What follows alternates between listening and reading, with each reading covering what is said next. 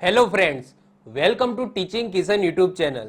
તો આપણે કંઈક ઇન્ડિયન જીઓગ્રાફી ભારતની ભૂગોળ જોતા હતા, જેની અંદર અત્યાર સુધી આપણે 22 લેક્ચર જોઈ ગયા. તો જો તમે અગાઉના 22 લેક્ચર ન જોયા હોય તો ખાસ કરીને જોઈ લેજો. આઈ બટન ઉપર તમને લિંક મળશે, ડિસ્ક્રિપ્શનમાં પણ તમને લિંક મળશે, એના પર ક્લિક કરો. અગાઉના 22 લેક્ચર તમે જોઈ લો, જેની અંદર આપણે ભારતની ભૂગોળના મહત્વપૂર્ણ ઓલમોસ્ટ બધા જ ટોપિક કમ્પ્લીટ કરી દીધા છે. તો જો તમે અગાઉના લેક્ચર ન જોયા હોય તો ખાસ કરીને જોઈ લેજો. તમારા સિલેબસની અંદર આવતા તમે પીએસઆઈની તૈયારી કરો છો, કોન્સ્ટેબલની તૈયારી કરો છો, સીસી ગ્રુપ બીની તૈયારી કરો છો કે ઇવન કોઈ પણ એક્ઝામની તૈયારી કરો છો, જેની અંદર ભારતની ભૂગોળ ટોપિક છે અને એની અંદર પણ સામાજિક ભૂગોળ છે, ભૌતિક ભૂગોળ છે, આર્થિક ભૂગોળ છે, આ રીતના ડિવાઈડ કરીને તમને ટોપિક આપેલા છે. તો ઓલમોસ્ટ મેં બધા જ ટોપિક આ સિરીઝની અંદર કમ્પ્લીટ કરાવી દીધા છે. હવે આર્થિક ભૂગોળની અંદર એક સરસ મજાનો ટોપિક મૂકેલો છે તમારા સિલેબસની અંદર, એ છે કૃષિ. અને એ કૃષિની અંદર મહત્વપૂર્ણ પાક જે ધાન્યો, જે તેલીબિયા આપણા ભારતની અંદર થાય છે, આ સરસ મજાનો ટોપિક મૂકેલો છે જે આજના લેક્ચરની અંદર આપણે કમ્પ્લીટ કરીશું. બીજી વસ્તુ કે આપણે ગુજરાતની ભૂગોળ ઓલરેડી આખી કમ્પ્લીટ કરાવી છે, તો આપણે ગુજરાતના પોઈન્ટ ઓફ વ્યૂથી કૃષિ અને પાકની વાત ઓલરેડી ગુજરાતની ભૂગોળમાં કરેલી છે. તો જો તમે એ લેક્ચર ન જોયો હોય તો પહેલા તમે એ લેક્ચર જોઈ લેજો, એના પછી આ લેક્ચર તમે જોજો. કારણ કે તમારા સિલેબસની અંદર ગુજરાત પ્લસ ભારત અને એના પછી નીચે નીચે ટોપિક લખેલા છે જેમાં કૃષિ અને પાક છે. તો ઓબ્વિયસલી તમારા માટે જે મહત્વપૂર્ણ, ભારત કરતાં પણ મહત્વપૂર્ણ શું હશે કે ગુજરાતના પાક અને કૃષિની વાત. તો એ ટોપિક ન જોયો હોય તો ખાસ કરીને તમે જોઈ લેજો. એ ટોપિકની અંદર મેં ગુજરાતના પોઈન્ટ ઓફ વ્યૂથી ગુજરાતની અંદર જે પણ ધાન્યો થાય છે, જે પણ તેલીબિયા થાય છે, જે પણ ફળફળાદી થાય છે, આ બધી વસ્તુ આપણે એની અંદર ડિસ્કસ કરેલી છે. ગુજરાતનો કયો જિલ્લો કયા ફળની અંદર, કયા ધાન્યની અંદર મોખરે છે, આ બધી વસ્તુ એ લેક્ચરની અંદર વાત કરેલી છે. સાથે સાથે કોઈ ધાન્ય છે જેમ કે બાજરી છે, ઘઉં છે, ચોખા છે, એની એ પાકને ઉગવા માટે કેવી જમીન જોઈએ, એ પાકને ઉગવા માટે કેટલા સેલ્સિયસ તાપમાન જોઈએ, કેટલા સેન્ટીમીટર વરસાદ જોઈએ. તો આ બધી વસ્તુ આપણે ઓલરેડી આપણે ગુજરાતની ભૂગોળના લેક્ચરમાં કરેલી છે, તો એ લેક્ચર તમે જોઈ લેજો. હવે જો ભારતની ભૂગોળની અંદર સમજી લો હું ઘઉં ચલાવું કે ચોખા ચલાવું કે સમજી લો કે ડાંગર ચલાવું, એટલે કે ડાંગર અને ચોખા બંને એક જ છે, બાજરી ચલાવું, તો એની અંદર જે જેટલા સેન્ટીમીટર વરસાદ આપણા ગુજરાતની અંદર જોઈએ એટલો જ વરસાદ ભારતના બીજા ક્ષેત્રોની અંદર પણ જોઈએ. એટલે કે ધાન્ય માટે જેટલા સેન્ટીમીટર વરસાદ જોઈએ અથવા કોઈ સેલ્સિયસ તાપમાન જોઈએ છે, તો એ તાપમાન કોઈ બદલાવાનું નથી. તો એ વસ્તુ અહીંયા હું રિપીટ નહીં કરું. ઓકે, કે ભાઈ સમજી લો ઘઉં ચલાવું છું કે બાજરી ચલાવું છું, તો ભાઈ બાજરીને આટલા સેલ્સિયસ છે એ તાપમાન જોઈએ, આટલા સેન્ટીમીટર વરસાદ જોઈએ. તો એ અહીંયા હું રિપીટ નહીં કરું કારણ કે ઓલરેડી આપણે ગુજરાતની ભૂગોળમાં ઓલરેડી ચલાવેલા છે અને ઓલમોસ્ટ બધા ધાન્યો છે એ આપણે ગુજરાતની ભૂગોળની અંદર કરાવે છે. તો આપણે આજના લેક્ચરની અંદર શું જોઈશું, તો આપણે ગુજરાતના પોઈન્ટ ઓફ વ્યૂથી નહીં જોઈએ, આપણે વાત કરીશું ભારતના પોઈન્ટ ઓફ વ્યૂથી. થોડી ઘડી ગુજરાતની પણ વાત કરીશું, પરંતુ આપણે ભારતના પોઈન્ટ ઓફ વ્યૂથી કૃષિ અને પાકની વાત કરવાની છે. ક્લિયર? એવું ક્વેશ્ચન પૂછાય કે ભાઈ ભારતની અંદર બાજરી છે એ સૌથી વધારે ક્યાં થાય છે, કયા સ્ટેટમાં થાય છે, ડાંગર છે એટલે કે ચોખા છે એ સૌથી વધારે કયા સ્ટેટમાં થાય છે, ઘઉં છે એ સૌથી વધારે કયા સ્ટેટમાં થાય છે. તો એવા ક્વેશ્ચનો આપણે જોઈશું. સાથે સાથે કૃષિની અમુક ટર્મ્સ છે એટલે કે અમુક ડેફિનેશન છે એ હું સૌથી પહેલા સમજાવીશ. અમુક પ્રકારની ખેતી જે આપણા ભારતની અંદર થાય છે, તો એ અલગ અલગ પ્રકારની ખેતી એની વાત કરીશું. તો સરસ મજાનો ટોપિક છે કૃષિ અને પાક. ચલો શરૂઆત કરીએ. તો સૌથી પહેલા તો કૃષિ વસ્તુ અલગ છે અને ખેતી વસ્તુ અલગ છે. ફરીથી રિપીટ કરું છું, કૃષિ વસ્તુ અલગ છે, ખેતી વસ્તુ અલગ છે. ખેતી છે એ કૃષિની અંદર જ આવી જશે. હવે જો કૃષિની અંદર આપણે શું શું મૂકી શકીએ, તો કૃષિને ઇંગ્લિશમાં કહેવામાં આવે એગ્રીકલ્ચર, જ્યારે ખેતીને ઇંગ્લિશમાં કહેવામાં આવે ફાર્મિંગ. તો એગ્રીકલ્ચરની અંદર શું આવે, તો જો ખેતી તો આવી જ જશે, સાથે સાથે પશુપાલન પણ આવી જશે, સાથે સાથે વાત કરીએ વનીકરણ એ પણ આવી જશે, મત્સ્યપાલન તમે કરો છો એ પણ આવી જશે. તો આ બધી વસ્તુ ભેગી થઈને શું બને છે, કૃષિ બને છે, એગ્રીકલ્ચર બને છે. તો એગ્રીકલ્ચર છે એ બ્રોડ ટર્મ છે, ઓકે, મોટો ટર્મ છે, જેની અંદર ખેતી આવી જાય, પછી તમે કોઈ પ્રાણીનો ઉછેર કરતા હોય તો એ પણ એની અંદર આવી જાય, વનીકરણ પણ આની અંદર આવી જાય, પશુપાલન પણ આવી જાય. તો આ બધી વસ્તુ શેની અંદર આવી જશે, કૃષિની અંદર આવી જશે. ક્લિયર? તો કૃષિ વસ્તુ અલગ છે, ખેતી વસ્તુ અલગ છે. તો સૌથી પહેલા આપણે કૃષિની વાત કરીએ કે કૃષિ કોને કહેવાય. તો કૃષિ જેમાં ખેતી આવી જાય એની અંદર, પછી વનીકરણ છે, પશુપાલન છે, મત્સ્યપાલન છે, આ બધાનો સમાવેશ શેની અંદર થાય છે? કૃષિની અંદર થાય છે, જેને ઇંગ્લિશમાં એગ્રીકલ્ચર કહેવામાં આવે છે. વર્ષ 2011ની વસ્તી ગણતરી પ્રમાણે દેશની લગભગ 55% જનસંખ્યા છે એ કૃષિ અથવા તો કૃષિ સંબંધિત પ્રવૃત્તિઓ સાથે સંકળાયેલી છે. દેશની 55% વસ્તીની વાત થઈ રહી છે અને આ ડેટા 2011નો છે, કારણ કે 2011 પછી વસ્તી ગણતરી થઈ જ નથી. દર 10 વર્ષે, એટલે કે જો 2011 પછી 2021માં થવાની હતી, પરંતુ કોરોનાના કારણે વસ્તી ગણતરી થઈ નહીં. પછી વિચાર્યું કે 2024માં જે લોકસભાની ચૂંટણી છે એ ચૂંટણી થઈ જાય, નવી સરકાર બને અને પછી નવી સરકાર છે એ વસ્તી ગણતરી કરાવશે. તો અત્યારે જ્યારે હું વિડીયો બનાવું છું ત્યારે 2024 ચાલે છે, 7મો મહિનો ચાલે છે અત્યારે 2024નો, પરંતુ હજુ સુધી વસ્તી ગણતરી નથી થઈ, પરંતુ સરકાર બની ગઈ છે. હવે કહેવાય છે કે બીજા 2024ના સેકન્ડ હાફની અંદર વસ્તી ગણતરી થઈ શકે છે. તો આમ નિયમ એવો છે કે દર 10 વર્ષે વસ્તી ગણતરી કરાવી, જેમાં સાક્ષરતા કેટલી છે, કેટલી વસ્તી થઈ ભાઈ, રિલિજિયન્સ વાઇઝ કેટલી વસ્તી છે, આ બધી વસ્તુ એની અંદર ડેટા હોતા હોય છે. પરંતુ યાદ રાખજો, આ વર્ષે નથી થઈ, મતલબ કે 2021માં નથી થઈ, 2024માં હજુ સુધી નથી થઈ, પરંતુ હા, સેકન્ડ હાફની અંદર 2024માં વસ્તી ગણતરી થઈ શકે છે. ઓકે, ભારત એક એવો દેશ છે, તો બધાને ખબર છે ભારત એક કૃષિ પ્રધાન દેશ છે. હવે અહીંયા શબ્દ લખેલો છે જુઓ કે 55% વસ્તી, તો એ ડાયરેક્ટ કદાચ બધી કૃષિ સાથે સંકળાયેલી ના હોય, અથવા તો બધી છે સમજી લો કોઈ ખેતી સાથે કે પશુપાલન સાથે સંકળાયેલી ના હોય, પરંતુ એ શું લખ્યું છે? કૃષિ અથવા કૃષિ સંબંધિત પ્રવૃત્તિઓ. હવે કૃષિ સંબંધિત પ્રવૃત્તિની અંદર જો દૂધ મંડળી પણ આવી જાય, જે ક્યાંક ને ક્યાંક કૃષિ સાથે સંકળાયેલી છે. પછી જે મોટા મોટા અનાજના જે કેન્દ્રો છે એ પણ એની અંદર આવી જશે, કારણ કે એ પણ ઇનડાયરેક્ટલી કૃષિ સાથે સંકળાયેલા છે. તો એ રીતના અહીંયા 55% વસ્તીની વાત કરેલી છે. ક્લિયર? ચલો, કૃષિ સંપૂર્ણપણે મોસમ આધારિત હોવાથી એને મોસમી જુગાર પણ કહેવામાં આવે છે. ઓબ્વિયસલી જે કૃષિ છે એ ટોટલી કોના ઉપર નિર્ભર કરે છે? તો મોસમ ઉપર નિર્ભર કરે છે. એવું બની શકે કે કોઈક વખત વરસાદ પડે જ નહીં તો પણ પાકને નુકસાન, કોઈક વખત એવું બને કે વધુ પડતો વરસાદ પડી જાય તો પણ પાકને નુકસાન. તો ટોટલી શું કહેવામાં આવે છે? એને મોસમી જુગાર કહેવામાં આવે છે. ઓકે, આગળ વાત કરીએ જુદા જુદા પ્રકારો ખેતીના. હવે અમુક એવા ટર્મ્સ હું તમને સમજાવીશ જે તમે અવારનવાર સાંભળતા હશો. તો એનું મિનિંગ શું થાય? તો અલગ અલગ ટાઈપની ખેતી કરવામાં આવે છે આપણા ભારતની અંદર. એમાં સૌથી પહેલો પ્રકાર છે એ છે નિર્વાહ ખેતી. હવે નિર્વાહનો મતલબ શું થાય? કે જીવવા માટે ખેતી, એટલે કે હું મારા જીવવા માટે ખેતી કરું તો એને શું કહેવામાં આવે? નિર્વાહ ખેતી કહેવામાં આવે. હું મારા અને મારા ફેમિલી એના ભરણ પોષણ માટે, અથવા તો માની લો કે મારા ફેમિલી સાથે સાથે મારા સગા સંબંધીઓ માટે, માત્ર આટલા લોકો માટે હું પર્સનલ નાના એવા ભાગની અંદર, નાના એવા ખેતરની અંદર ખેતી કરું છું, તો એને શું કહેવામાં આવે? નિર્વાહ ખેતી કહેવામાં આવે છે. એટલે કે મારું યોગદાન બજારમાં છે જ નહીં. એવું નથી કે હું વધારે પડતું ઘઉં કે ચોખા હું ઉગાડું છું અને એના પછી મને જરૂર હોય એટલા હું લઈ લઉં છું અને એના પછી બાકીના છે એ બજારમાં આપી દઉં છું.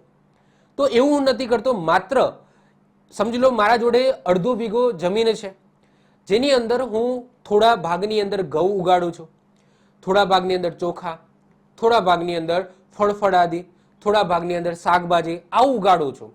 અને જેટલું પણ એમાં ઉત્પાદન થાય છે એ બધાનો ઉપયોગ હું કરું છું, મારા ફેમિલી મેમ્બર કરે છે. તો આને શું કહેવામાં આવે? નિર્વાહ ખેતી કહેવામાં આવે છે. એટલે કે મારું યોગદાન બજારમાં છે જ નહીં, દેશ માટે છે જ નહીં. તો આવી પણ ખેતી થાય છે. જે કોણ કરે છે આવી ખેતી? તો આવી ખેતી ઘણી બધી જગ્યાએ થાય છે આપણા ભારતની અંદર, જેની જોડે નાનો એવો જમીનનો ટુકડો હોય. ક્લિયર? તો ખેડૂત તેની પાસે રહેલા નાના જમીનના ટુકડામાં પોતાના ઘરના સભ્યો દ્વારા ખેતીકીય પ્રવૃત્તિ કરીને પોતાના કુટુંબના ભરણ પોષણ માટે કરે છે. તો એને શું કહેવામાં આવે છે? નિર્વાહ ખેતી કહેવામાં આવે છે. આવી ખેતીમાં બજારમાં વેચવા માટેનો પાક ખૂબ જ નાનો હિસ્સો અથવા તો નહિવત પ્રમાણમાં વધે છે. તો આવી ખેતીને શું કહેવામાં આવે? નિર્વાહ ખેતી કહેવામાં આવે છે. એના પછી બીજા નંબરની ખેતી છે એ છે વાણિજ્ય ખેતી. હવે વાણિજ્ય ખેતી કોને કહીશું? તો આ પ્રકારની ખેતીમાં મુખ્ય ઉદ્દેશ શું હોય છે? કે હું મેક્સિમમ ઉત્પાદન કરું અને એને બજારમાં વેચું અને પૈસા કમાઉં. તો એનો મેન ઉદ્દેશ્ય હોય છે. તો ઓબ્વિયસલી હવે મારે જો બજારમાં કોઈ ધાન્ય વેચવાનું છે તો મારો મેન ફોકસ એના ઉપર હશે કે મેક્સિમમ ઉત્પાદન થાય, જેના માટે હું સારા પ્રમાણમાં બિયારણ છે એ યુઝ કરું છું, સારા પ્રમાણમાં રાસાયણિક ખાતર છે એનો ઉપયોગ કરું છું, સિંચાઈની સારી સારી સુવિધાઓ હું આપું છું અને મેક્સિમમ ઓફ મેક્સિમમ ઉત્પાદન થાય એનું હું ધ્યાન રાખું છું. અને પછી મોટા ભાગનો હિસ્સો છે એ મારું પેન ફોકસ જેના માટે હતું, એટલે કે બજારમાં વેચવા માટે હતું, પૈસા કમાવા માટે હતું, તો એના માટે પછી હું બજારમાં એનું વેચાણ કરું છું. તો આવી જે ખેતી હોય છે એને શું કહેવામાં આવે? વાણિજ્ય ખેતી કહેવામાં આવે. તો આ પ્રકારની ખેતીમાં મુખ્ય ઉપદેશ પાકને વધુ લાભ સાથે બજારમાં વેચવાનો હોય છે. આ ખેતીમાં નવી નવી ટેકનોલોજીનો ઉપયોગ કરવામાં આવે છે, કારણ કે જમીન વધારે હશે તો જ ઓબ્વિયસલી ઉત્પાદન વધુ થશે. વધુ નીપજ આપતું બિયારણનો યુઝ કરવામાં આવશે, રાસાયણિક ખાતરનો ઉપયોગ કરવામાં આવશે, એની અંદર જંતુનાશક દવાનો ઉપયોગ કરવામાં આવશે અને સારી સિંચાઈની સુવિધા આપવામાં આવશે, જેનાથી ઉત્પાદન સારું થાય. આ ખેતીના કારણે ભારત આજે અનાજના સંદર્ભમાં આત્મનિર્ભર છે. આ જ ખેતી છે જેના લીધે અત્યારે ભારત છે એ અનાજના સંદર્ભમાં વાત કરીએ તો આત્મનિર્ભર છે. એનો મતલબ શું? એનો મતલબ એ કે આપણે ભારત દેશ છે એ બીજા દેશો પાસેથી અનાજ નથી લેતું.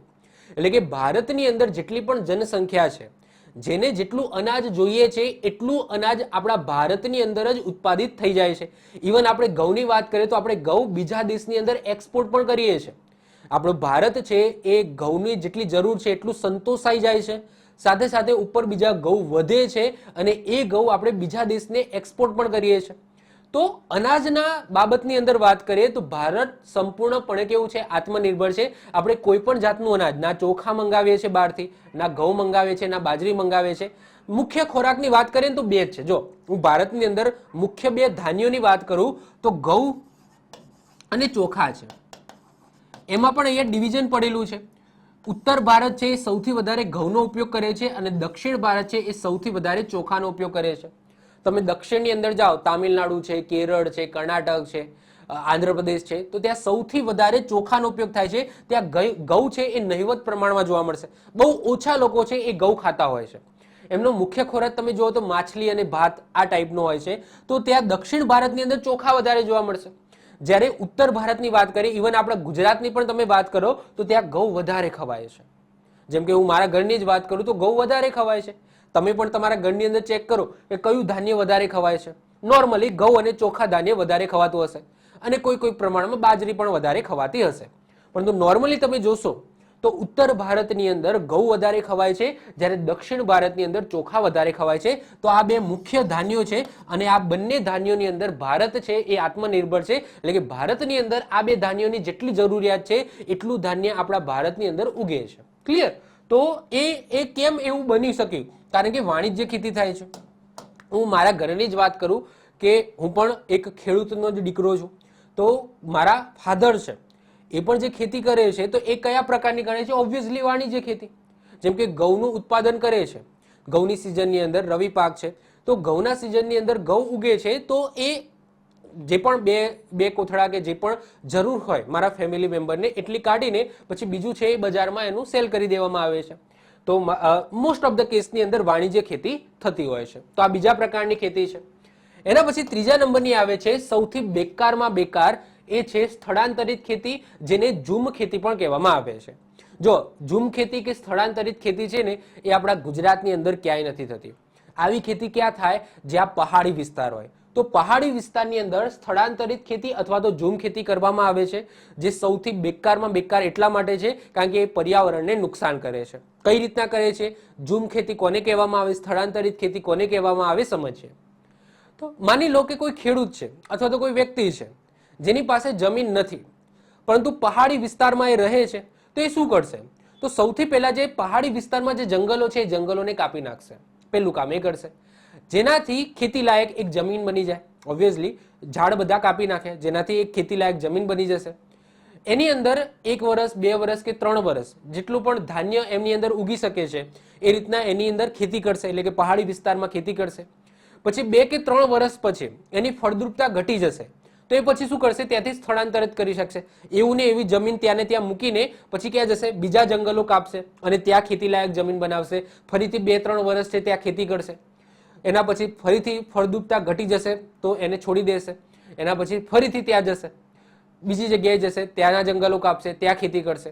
તો આવી કહેવાય છે બેકારમાં બેકાર ખેતી એટલે સ્થળાંતરિત ખેતી, જેને ઝૂમ ખેતી પણ કહેવામાં આવે છે, જેમાં જંગલો કાપીને ત્યાં ખેતીલાયક જમીન બનાવવામાં આવે છે અને એ જમીન 2 થી 3 વર્ષ, મેક્સિમમ 2 થી 3 વર્ષ તમને પાક આપશે. એના પછી એની ફળદ્રુપતા ઘટી જશે, એના પછી એની અંદર પાક પણ નથી ઉગાડવાના. હવે એ જમીન કેવી જઈએ, બંજર જમીન પડી રહી ના, એની અંદર ફરીથી હવે ઝાડ ઉગવાના છે અને ઉગશે તો એ બહુ લાંબા સમય ઉગશે. તો આવી જે ખેતી છે એને સ્થળાંતરિત ખેતી અથવા તો ઝૂમ ખેતી કહેવામાં આવે છે. પરંતુ આપણે એવું વિચારીએ છીએ, પરંતુ જે લોકો પહાડી વિસ્તારમાં રહે છે તો એમના જોડે કોઈ બીજો આશરો છે જ નહીં, કોઈ બીજો ઓપ્શન નથી, તો એ લોકો એવી ખેતી કરે છે. ક્લિયર? તો સ્થળાંતરિત ખેતી, જેને બીજી ઝૂમ ખેતી પણ કહેવામાં આવે છે. આપણા વાત કરીએ કે આપણા ગુજરાતની અંદર, તો આવી ગુજરાતની અંદર તો આવી ક્યાંય કોઈ ખેતી કરતું નથી. હા, કદાચ ડાંગ જેવા વિસ્તારની અંદર જ્યાં પહાડી વિસ્તાર તમને જોવા મળે તો ત્યાં કોઈ કરતું હોઈ શકે છે. ક્લિયર? પરંતુ બહુ નાના પાયે આપણે ગુજરાતની અંદર તો નથી જોવા મળતું. તો જોઈએ આપણે સ્થળાંતરિત ખેતી. તો આ પ્રકારની ખેતીમાં જંગલોને બાળીને, સૌથી પહેલા જંગલોને બાળવામાં આવે છે અથવા તો કાપવામાં આવે છે, જમીન ખુલ્લી કરવામાં આવે છે. તેમાં પ્રથમ વર્ષે આ ખેતરમાં જાડા અનાજ વાવવામાં આવે છે, જેમાં મકાઈ, કંદમૂળ હોઈ શકે, તમાકુ કે શેરડીનું વાવેતર કરવામાં આવે છે. 2 કે 3 વર્ષ પછી આ જમીનની ફળદ્રુપતા ઘટી જાય છે. એના પછી આ ખેતરનો ત્યાગ કરવામાં આવે છે, એમના એમ ત્યાં મૂકી દેવામાં આવે છે અને અન્ય વિસ્તારમાં જે જંગલો છે એને સાફ કરીને નવા ખેતરો તૈયાર કરવામાં આવે છે. આ ખેતીને અલગ અલગ રાજ્યમાં વિવિધ નામથી પણ ઓળખવામાં આવે છે, જેની વાત કરીએ પણ અહીંયા પહેલા ઇમેજીસ જોઈ લો. આ પહાડી વિસ્તાર છે, તો આ પહાડી વિસ્તારમાં સૌથી પહેલા શું કર્યું, અહીંયા જંગલો હતા તો અહીંયા આગ લગાડી તો અહીંયાથી જંગલો છે બધા સાફ થઈ ગયા. હવે આ જગ્યાએ શું કરવામાં આવશે, ખેતી કરવામાં આવશે. એ તમે જોઈ શકો છો, આ રીતના ખેતી કરવામાં આવે. 2-3 વર્ષ અહીંયા ખેતી કરવામાં આવશે આ રીતના. એના પછી એ ધાન્ય ઉગવાનું બંધ થઈ જશે, કારણ કે જમીનની ફળદ્રુપતા ઘટી ગઈ, જે અંદર પોષક તત્વો જે જોઈએ છે એ જતા રહ્યા. એના પછી જો અહીંયા મગફળી નથી, જો મગફળી એની અંદર વાવો ને, મતલબ કે મગફળીનું પણ કાદવ કીચડ વાળી થોડી જમીન જોઈએ છે, તો મગફળી શું કરે છે ખબર છે, તો જમીનની અંદર ફળદ્રુપતા વધારે છે ઘટાડવાની જગ્યાએ. પરંતુ અહીંયા એવા પાક લેવા પોસિબલ છે જ નહીં, તો સમયાંતરે એની શું થશે, ફળદ્રુપતા ઘટશે 2-3 વર્ષ પછી. એના પછી આ જમીન કોઈ કામની રહેશે નહીં અને એમ નામ છોડીને પછી બીજી જગ્યાએ જે જંગલો છે એને કાપીને ફરીથી ત્યાં ખેતી કરવામાં આવશે. ઠીક છે? તો આ ટાઈપની કંઈક ખેતી હોય છે. હવે આ ખેતીને અલગ અલગ રાજ્યોમાં અલગ અલગ નામથી ઓળખવામાં આવે છે, જેમ કે કેરળની અંદર ઓનમ કહેવામાં આવે છે, અસમની અંદર ઝૂમ કહેવામાં આવે છે, આંધ્રપ્રદેશ અને ઓડિશાની અંદર પોંડુ કહેવામાં આવે છે અને પૂર્વી રાજસ્થાનની અંદર વાલરાના નામે ઓળખવામાં આવે છે. આપણે આને સ્થળાંતર ખેતી અથવા તો ઝૂમ ખેતી કહીએ છીએ, પરંતુ અલગ અલગ રાજ્યમાં આવી ખેતીના અલગ અલગ નામ છે.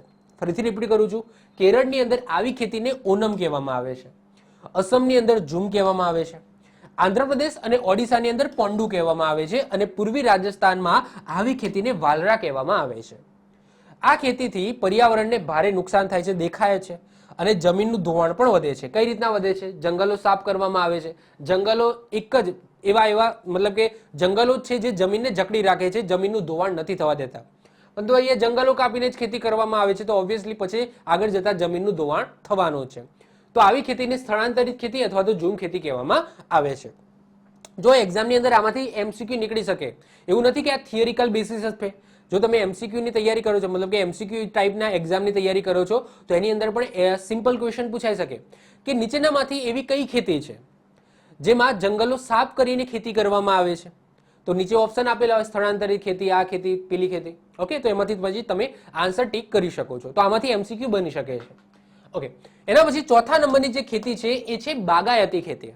હવે બાગાયતી ખેતી એક એવી ખેતી છે જેને સરકાર મેક્સિમમ ઓફ મેક્સિમમ પ્રમોટ કરે છે. બાગાયતી ખેતી કેમ? બાગાયતી ખેતી કોને કહેવામાં આવે? તો બાગાયતી ખેતી છે નોર્મલી બગીચાની અંદર અથવા તો ફાર્મની અંદર અથવા તો કોઈક નાના એવા તમારા વિસ્તારની અંદર અથવા તો તમારા ખેતરની અંદર એવી ખેતી જેમાં એક ટાઈપનો સ્પેસિફિક પાક લેવામાં આવે છે, જેમાં શાકભાજી પણ હોઈ શકે, અમુક ફૂલોની પણ ખેતી હોઈ શકે, અથવા તો અમુક એવા ધાન્યો પણ હોઈ શકે જે લુપ્ત થવાના આરે હોય, પરંતુ તમે સ્પેસિફિક એ પાક ઉપર ફોકસ કરીને એની ખેતી કરો છો, તો એને શું કહેવામાં આવે? બાગાયતી ખેતી કહેવામાં આવે. હવે સરકાર આને કેમ પ્રમોટ કરે છે? તો એનું પણ કારણ છે કે અમુક એવી વનસ્પતિ છે, અમુક એવી ઔષધિ છે, અમુક એવા ફૂલો છે જે નષ્ટ થઈ રહ્યા છે, લુપ્ત થઈ રહ્યા છે. તો સરકાર આને પ્રમોટ કરે છે કે તમે એવા ફૂલો વાવો, તમે એવી ઔષધિઓ વાવો અને એ સ્પેસિફિક એની જ ખેતી કરો. સમજી લો કે જસ્ટ એક્ઝામ્પલ તરીકે વાત કરીએ કે અમુક ટાઈપના એવા ફૂલ છે, હવે કોઈ માણસ છે જે પોતાના ફાર્મની અંદર, કોઈ પોતાના ખેતરની અંદર જસ્ટ એ ટાઈપના ફૂલોનું ખેતી કરે છે, જેથી એ ફૂલો છે ઓબ્વિયસલી લુપ્ત થવાના નથી. ક્લિયર? એનું પ્રોડક્શન થતું જ રહેવાનું છે. તો આના ઉપર સરકાર પણ અહીંયા ભાર મૂકે છે. સાથે સાથે એનું દેખભાલ પણ સારી રીતના કરવામાં આવે છે, કારણ કે બાગાયતી ટાઈપની ખેતી કરવામાં આવે છે. તો આ ટાઈપની ખેતી તમે જોઈ શકો છો. અહીંયા પણ તમે જોઈ શકો છો આ રીતના સ્ટ્રક્ચર ઊભું કરીને પણ એની અંદર સ્પેસિફિક જે પાક છે એ લેવામાં આવે છે. પછી અહીંયા તમે જોઈ શકો છો ફૂલ છે, છોડવા છે. તો આ રીતના ખેતી કરવામાં આવે છે. તમે આસામની અંદર જાઓ, ચા છે, કોફી છે, એ બધા બાગાયતી ખેતીની અંદર આપણે આવરી શકીએ છીએ. ચલો, તો વાત કરીએ આ ટાઈપની ખેતીની. તો આ પ્રકારની ખેતીમાં માત્ર એક જ પ્રકારના અથવા તો વિશિષ્ટ પ્રકારના વિભિન્ન પાકોની ખેતી કરવામાં આવે છે. જેમ કે રબર સૌથી વધારે રબરની ખેતી ક્યાં કરવામાં આવે છે? તો કેરળની અંદર કરવામાં આવે છે. કેરળમાં સૌથી વધારે રબરના ઝાડ જોવા મળશે, તો એની ખેતી ત્યાં કરવામાં આવે છે. ચાની વાત કરીએ તો સૌથી વધારે ચા ક્યાં છે? તો અસમની અંદર છે. તો અસમની અંદર સૌથી વધારે ચાની ખેતી કરવામાં આવે છે. કોફીની વાત કરીએ તો કોફીની સૌથી વધારે ખેતી ક્યાં કરવામાં આવે છે? કર્ણાટકાની અંદર કરવામાં આવે છે. પછી કેળા છે, ફળફળાદી છે. ફળફળાદી સૌથી વધારે આંધ્રપ્રદેશની અંદર સારા થાય છે. રબર આવી ગયું, ઔષધિઓ છે, વગેરેનું ઉત્પાદન બાગાયતી ખેતીની અંદર થાય છે. ભારતના કુલ વાવેતર ક્ષેત્રમાં 10% ભાગની અંદર જ બાગાયતી ખેતી કરવામાં આવે છે.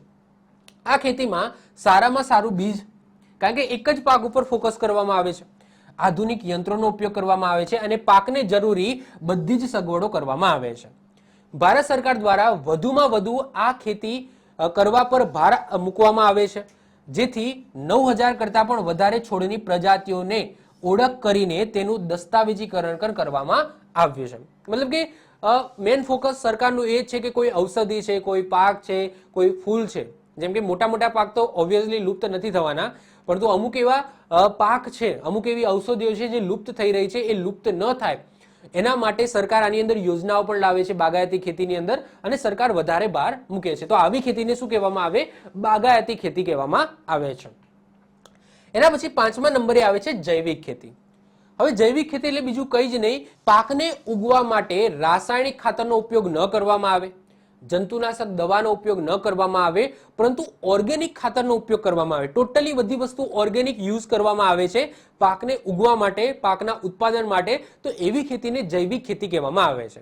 જેમ કે વર્મી કમ્પોસ્ટ છે એ યુઝ કરવામાં આવશે, છાણિયું ખાતર છે એ યુઝ કરવામાં આવશે, કોઈ રાસાયણિક ખાતર યુઝ નહીં કરવામાં આવે, કોઈ જંતુનાશક દવાનો છંટકાવ નહીં કરવામાં આવે. તો ટૂંકમાં ઓર્ગેનિક ખેતીની વાત થઈ રહી છે, અહીંયા જૈવિક ખેતીની વાત થઈ રહી છે. ચલો સમજીએ શું કહેવા માંગે છે. તો આ ખેતીમાં રાસાયણિક ખાતરો અને જંતુનાશક દવાઓના બદલે કૃષિ આડપેદાશો, પછી પશુઓના મળમૂત્ર, જેને છાણિયું ખાતર આપણે કહીએ છીએ, એનાથી બનતા જૈવિક ખાતરનો ઉપયોગ કરવામાં આવે છે. સરકાર દ્વારા જૈવિક ખાતરને પ્રોત્સાહન આપવા માટે 10મી પંચવર્ષીય યોજના અંતર્ગત ઓક્ટોબર 2004માં રાષ્ટ્રીય જૈવિક પરિયોજના પણ શરૂ કરવામાં આવી હતી. 75,000 કૃષિ ભૂમિ પર જૈવિક ખેતી કરીને સિક્કિમ એ ભારતનું પ્રથમ ઓર્ગેનિક કૃષિ રાજ્ય બન્યું હતું. આ યાદ રાખીશું, મોસ્ટ આઈએમપી છે. 75,000 કૃષિ ભૂમિ ઉપર 75,000 કૃષિ ભૂમિ પર જૈવિક ખેતી, ટોટલી ઓર્ગેનિક. એની અંદર ના રાસાયણિક ખાતરનો યુઝ કર્યો છે, ના કોઈ જંતુનાશક દવાનો ઉપયોગ કર્યો છે, ટોટલી છાણિયું ખાતર, વર્મી કમ્પોઝ એ ટાઈપના ખાતરનો યુઝ કરીને સિક્કિમ છે એ ભારતનું પહેલું ઓર્ગેનિક કૃષિ આધારિત રાજ્ય બન્યું હતું, જેમાં કોઈ પણ જાતની જે કેમિકલ ટાઈપની જે કૃષિ કહી શકો અથવા તો કેમિકલ ટાઈપના જે ખાતરો છે એનો યુઝ કર્યા વગર ત્યાં ખેતી થાય છે. વિશ્વ સ્તરે આલ્બર્ટ હાવર્ડને આધુનિક જૈવિક ખેતીના જનક માનવામાં આવે છે. આ યાદ રાખી લઈશું. જૈવિક કૃષિ એ પર્યાવરણને અસંતુલનને પુનઃસ્થાપિત કરવા માટેનું કાર્ય કરે છે. તો આ થઈ ગઈ તમારી જૈવિક ખેતી. 6થા નંબરે આવે છે મિશ્ર પાક. હવે મિશ્ર પાક એ બીજું કંઈ જ નહીં, આગળ આપણે નિર્વાહ ખેતી જોઈ ગયા.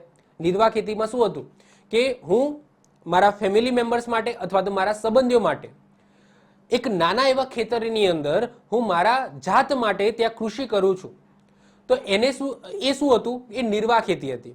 હવે ઓબ્વિયસલી કે મારા જોડે જમીનનો એક નાનો એવો ટુકડો છે, તો હું શું એની અંદર માત્ર ને માત્ર ઘઉં જ વાવીશ? ના, કારણ કે મારે પછી આખું વર્ષ ઘઉં જ ખાવાનું થશે. ના, તો હું શું કરીશ? થોડા પ્રમાણમાં ઘઉં વાવીશ, થોડા પ્રમાણમાં ચોખા વાવીશ, એટલે કે અલગ અલગ ઋતુની અંદર અલગ અલગ વસ્તુઓ વાવીશ. સાથે સાથે શું કરીશ? તો એની અંદર મિશ્ર પાક યુઝ કરીશ, એટલે કે અમુક થોડા ટુકડાની અંદર શું કરીશ? શાકભાજી ઉગાડીશ, અમુક એવા ટુકડા છે એની અંદર શું કરીશ, ફળો ઉગાડીશ. મતલબ કે નાના એવા ટુકડાની અંદર મિક્સ પાકો એક સાથે લેવામાં આવે તો એને શું કહેવામાં આવે, મિશ્ર પાક કહેવામાં આવે છે. તો મિશ્ર પાક છે એ બીજું કંઈ જ નહીં, નિર્વાહ ખેતીની જ એક વિશેષતા છે. એટલે કે નિર્વાહ ખેતીની અંદર તમે જોશો તો એક જ નાના ટુકડાની અંદર અલગ અલગ પાકો એક સાથે લેવામાં આવે છે. સાહેબ આનો ફાયદો શું? તો આનો ફાયદો ઘણો છે. માની લો કે કોઈ એવો છોડ છે જેને વધારે વરસાદની જરૂર છે, કોઈ એવો છોડ છે જેને ઓછા વરસાદની જરૂર છે. આપણે બંનેના બિયારણ નાખી દીધા. હવે થશે શું, જો વરસાદ વધુ પડ્યો તો જેને વધારે પાણીની જરૂર છે એ ઉગી નીકળશે, બીજો પાક નષ્ટ થશે. વાંધો નહીં, એક તો ઉગ્યો નીકળ્યો ને. માની લો કે વરસાદ આવે જ નહીં, જેને ઓછા પાણીની જરૂર છે, તો વરસાદ નહીં આવે તો ઓછા પાણીની જરૂર છે એ છોડ ઉગી નીકળશે સારા પ્રમાણમાં. ક્લિયર? તો અહીંયા શું થાય છે, વિન વિન સિચ્યુએશન થાય છે. વિન વિન મતલબ કે હું બંને ટાઈપના બિયારણ નાખું છું. એક એવું ધાન્ય છે જેને ઓછા વરસાદની જરૂર છે, એક એવું ધાન્ય છે જેને વધુ વરસાદની જરૂર છે. વધુ વરસાદ આવે તો વધુ વરસાદવાળો પાક ઉગડશે, ઓછો વરસાદ આવ્યો તો ઓછા વરસાદવાળો પાક ઉગી નીકળશે. તો અહીંયા ટૂંકમાં બંને પાક નષ્ટ નહીં થાય, ગમે તે એક પાક છે એને તો ફાયદો મળશે અને એ ઉગી નીકળશે. જોકે આ જમીનની ફળદ્રુપતા માટે સારું નથી, પરંતુ નાના પ્રમાણમાં ઇટ્સ ઓકે છે. ઓકે, તો એવી ખેતીને શું કહેવામાં આવે, મતલબ કે એને મિશ્ર પાક કહેવામાં આવે છે. ચલો જોઈએ એ શું લખેલું છે.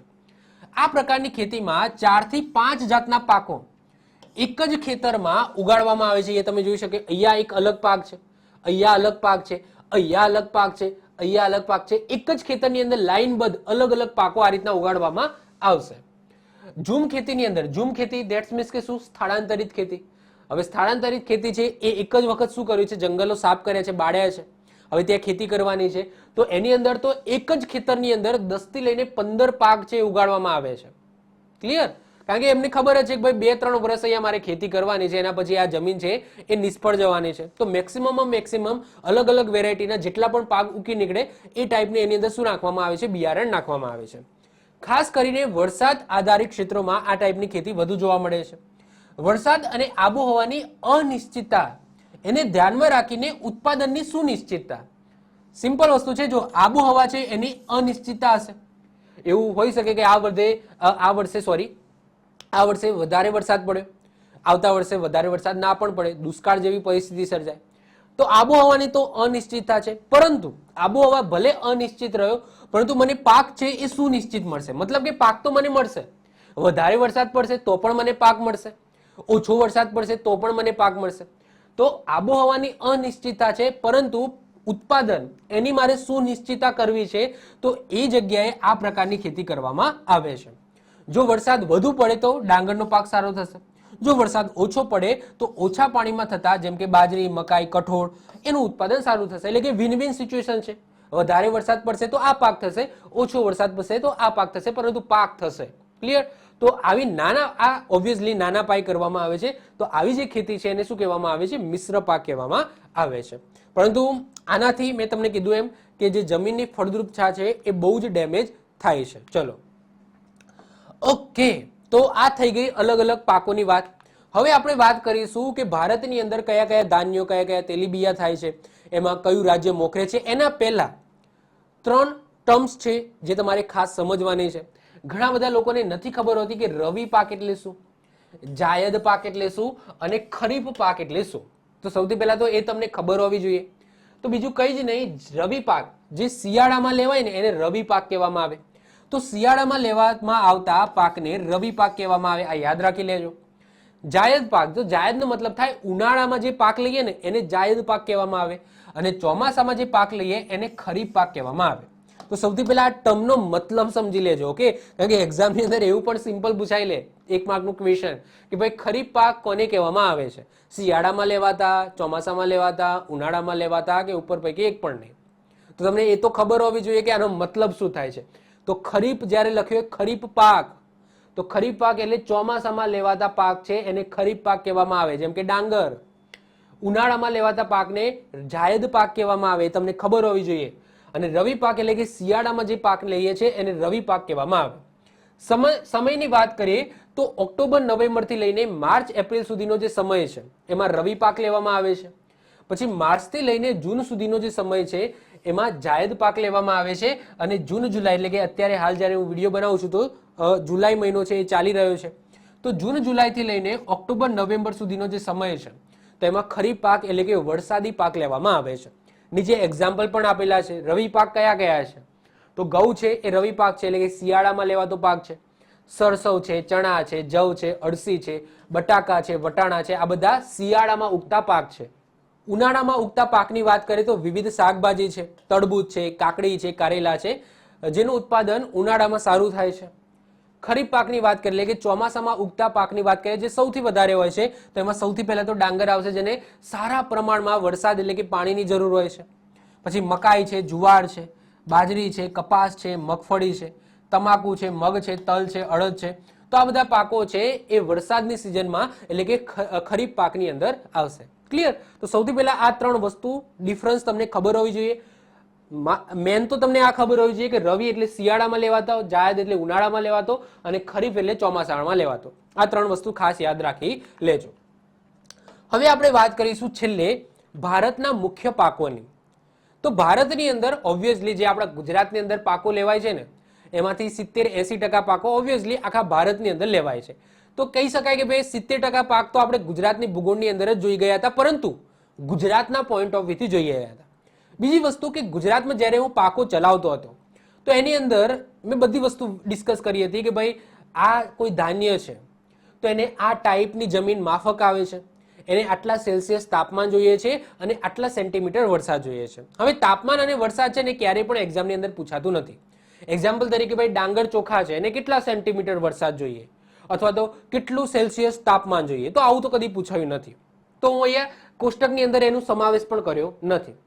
કોષ્ટકની અંદર એનો જ સમાવેશ કર્યો છે જે એક્ઝામની અંદર ક્વેશ્ચન બની શકે અથવા પૂછાવાની શક્યતા હોય અથવા તો પૂછાઈ ગયા હોય. તો એ જ વસ્તુ અહીંયા વધારાની કોઈ માહિતી ડિસ્કસ નથી કરી. તો પણ તમારે જો માહિતી જોઈએ છે તો ગુજરાતની ભૂગોળવાળો લેક્ચર જોઈ લેજો. એની અંદર મેં ડાંગરમાં કેવી જમીન જોઈએ, ડાંગરમાં કેટલા સેલ્સિયસ તાપમાન જોઈએ, કેટલો વરસાદ જોઈએ, તે બધી વસ્તુ એની અંદર ડિસ્કસ કરી છે. ફરી એ વસ્તુ લખવાનો કોઈ મતલબ રહેતો નથી, તો આની અંદર એ મેં સમાવેશ કર્યો નથી. પરંતુ હા, જે જરૂરી છે એનો ટોટલી બધો સમાવેશ કરી દીધો છે. તો સૌથી પહેલા વાત કરીએ ડાંગરની.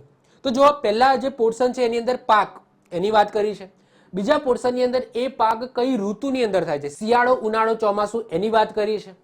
એના પછી ભારતમાં જમીન એટલે કે ભારતની જે કુલ ઉત્પાદિત જમીન છે, કોઈ કુલ વાવેતર જમીન છે, એમાં કેટલા પોર્શનની અંદર એ ધાન્યનું ઉત્પાદન કરવામાં આવે છે આખા ભારતની અંદર, એ અહીંયા ત્રીજા પોર્શનની અંદર છે.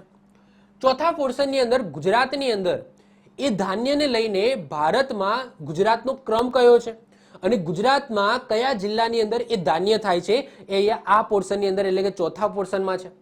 અને પાંચમા પોર્શનની અંદર ભારતમાં ઉત્પાદન એટલે કે ભારતમાં કયું સ્ટેટ એ ધાન્યને લઈને મોખરે છે અથવા તો વિશ્વમાં ભારતનું સ્થાન કયું છે, તો એ અહીંયા લખેલું છે આ પોર્શનની અંદર. ક્લિયર? આટલી વસ્તુ યાદ રાખવાની છે. સૌથી પહેલા વાત કરીએ ડાંગર, જેને આપણે ચોખા પણ કહેતા આવીએ છીએ. ચોખા તો બધા જોયા હશે. કઈ ઋતુની અંદર લેવામાં આવે છે? તો ગ્રીષ્મ ઋતુનો ખરીફ પાક છે. હવે ખરીફનો મતલબ શું? ચોમાસું. એટલે કે આ સમયે જુલાઈ મહિનો ચાલે છે તો આ સમયે બેસ્ટ ટાઈમ છે ચોખા એટલે કે ડાંગરનો પાક ઉગાડવાનો. ક્લિયર? તો ગ્રીષ્મ ઋતુનો ખરીફ પાક એનો મતલબ શું કે ઉનાળુ જસ્ટ પૂરું થાય છે અને ચોમાસાની જસ્ટ શરૂઆત થાય છે, તો એ સમયે ડાંગર એટલે કે ચોખાના પાકના ઉત્પાદન માટેનો બેસ્ટ ટાઈમ છે. ભારતમાં સૌથી વધારે જો કોઈ ધાન્યનું ઉત્પાદન થતું હોય તો એ છે ડાંગર એટલે કે ચોખા. કેટલું ખબર છે? 25%. એટલે કે સમજી લો કે ભારતની અંદર 100% વાવેતર વાળી ભૂમિ છે એટલે કે ખેતી લાયક ભૂમિ છે. તો આ ખેતી લાયક 100% ભૂમિમાંથી 25% તો શેનું ઉત્પાદન થાય છે? તો ચોખાનું ઉત્પાદન થાય છે. એટલે કે પૂછાય એક્ઝામની અંદર કે ભારતમાં સૌથી વધારે ખેતી લાયક જમીનમાં શેનું ઉત્પાદન થાય છે? આવું સિમ્પલ ક્વેશ્ચન પૂછાય તો આન્સર શું આવશે? ડાંગર અથવા તો ચોખા આવશે. ક્લિયર? 25%. વાત કરીએ આપણા ગુજરાતની, તો ગુજરાતનો ક્રમ કયો છે ભારતની અંદર ચોખાને લઈને? તો 14મો છે. કયું છે? 14મો છે. અને ગુજરાતની અંદર વાત કરીએ કે કયા કયા જિલ્લાની અંદર ડાંગર એટલે કે ચોખાનો પાક લેવામાં આવે છે, તો આણંદ અને ખેડા આવશે. શું આવશે? આણંદ અને ખેડા. ઓકે. અને ગુજરાતનો ક્રમ 14મો છે ભારતની અંદર. કારણ કે સૌથી વધારે ક્યાં થાય છે ખબર છે? પશ્ચિમ બંગાળ, યુપી, આંધ્રપ્રદેશ. મેં તમને વાત કરી કે સૌથી વધારે છે ને આંધ્રપ્રદેશ છે, તમિલનાડુ છે, કેરળ છે, એટલે કે દક્ષિણ ભારત છે તે સૌથી વધારે ચોખાનો ઉપયોગ થાય છે. માછલી અને ભાત ઓકે, એમનો મુખ્ય ખોરાક છે. તો ઉત્પાદન, ભારતમાં ઉત્પાદનની વાત કરીએ તો પહેલા ક્રમે આવશે પશ્ચિમ બંગાળ, બીજા નંબરે યુપી, ત્રીજા નંબરે આંધ્રપ્રદેશ આવશે. અને આખા વિશ્વની અંદર ભારતના ક્રમની વાત કરીએ તો ચાઇના પછી બીજા ક્રમે આવે છે ડાંગર એટલે કે ચોખાના ઉત્પાદનની અંદર. એના પછી બીજા નંબરે આવે છે ઘઉં. ઘઉંની વાત કરીએ તો ઘઉં કેવો છે? રવિ પાક છે, એટલે કે શિયાળામાં લેવાતો પાક છે. ભારતની ટોટલ જે વાવેતર જમીન છે, ઉત્પાદિત જમીન છે, એના 13% ભાગની અંદર ઘઉંનું ઉત્પાદન કરવામાં આવે છે. ગુજરાતની અંદર વાત કરીએ તો ગુજરાત છે એ ઘઉંને લઈને, ઘઉંના ઉત્પાદનને લઈને ભારતમાં 7મો ક્રમ ધરાવે છે.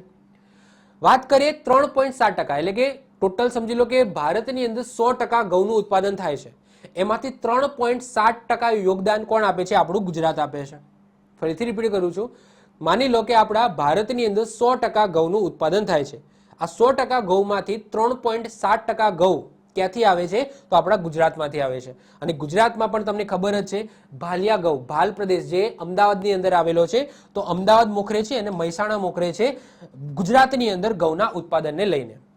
ભારતની અંદર વાત કરીએ તો જો પંજાબને ભલે ઘઉંનો કોઠાર કહેવાતો હોય, પરંતુ સૌથી વધારે ઘઉંનું ઉત્પાદન કરતું રાજ્ય આવશે યુપી. યુપી એટલે કે ઉત્તર પ્રદેશની અંદર સૌથી વધારે, ભારતના સ્ટેટમાં સૌથી પહેલા નંબરે ઘઉંના ઉત્પાદનમાં આવશે યુપી, ઉત્તર પ્રદેશ. યાદ રાખીશું, ભલે પંજાબને ઘઉંનો કોઠાર કહેવાતો હોય. ક્લિયર? તો યુપી પછી એમપી આવશે, પછી પંજાબ ને પછી હરિયાણા.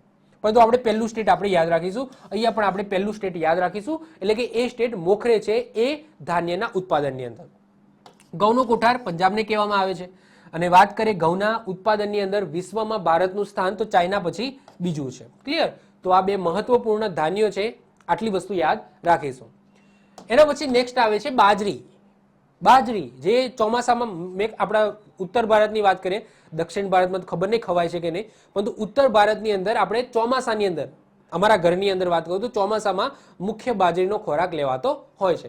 બાકી નોર્મલી ઘઉં અને ચોખા ચાલતા હોય છે. ઓકે, તો બાજરીની વાત કરીએ તો એ ખરીફ પાક છે. ખરીફનો મતલબ શું થાય? ચોમાસુ પાક છે. 60% ભાગની અંદર. ઓકે, તો ભારતની અંદર જેટલું પણ ભૂમિભાગ છે જ્યાં વાવેતર થાય છે અને ખેતી લાયક જમીન છે, તેમાં 60% ભાગની અંદર શેનું વાવેતર કરવામાં આવે છે? તો બાજરીનું વાવેતર કરવામાં આવે છે. ગુજરાતમાં વાત કરીએ તો ગુજરાતમાં બીજો ક્રમ છે. શેના પછી? રાજસ્થાન પછી. સૌથી વધારે બાજરીનું ઉત્પાદન ક્યાં થાય છે? રાજસ્થાનમાં થાય છે. અને બીજા ક્રમે આપણું ગુજરાત આવશે. તો ભારતની અંદર ગુજરાતનો ક્રમ બીજો છે. અને સૌથી વધારે ગુજરાતની અંદર વાત કરીએ કે કયો જિલ્લો કરે છે બાજરીનું ઉત્પાદન? તો બનાસકાંઠા જિલ્લો કરે છે. અને ભારતની અંદર તો કોણ આવશે? ઓબ્વિયસલી રાજસ્થાન છે એ પહેલા ક્રમે છે. એના પછી આવશે જુવાર. હવે જુવાર છે ને એ ચોખા પછી લેવાતો બીજા નંબરનો સૌથી મોટું ધાન્ય છે. જો પહેલા નંબરે સૌથી વધારે ચોખાનું ઉત્પાદન થાય છે, બીજા નંબરે જુવાર આવશે, કેટલા? 16%. ત્રીજા નંબરે ઘઉં આવશે અને ચોથા નંબરે પછી બાજરી આવશે.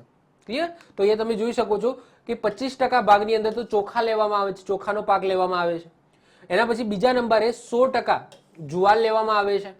એના પછી ત્રીજા નંબરે આવશે ઘઉં અને ચોથા નંબરે આવશે બાજરી. ક્લિયર?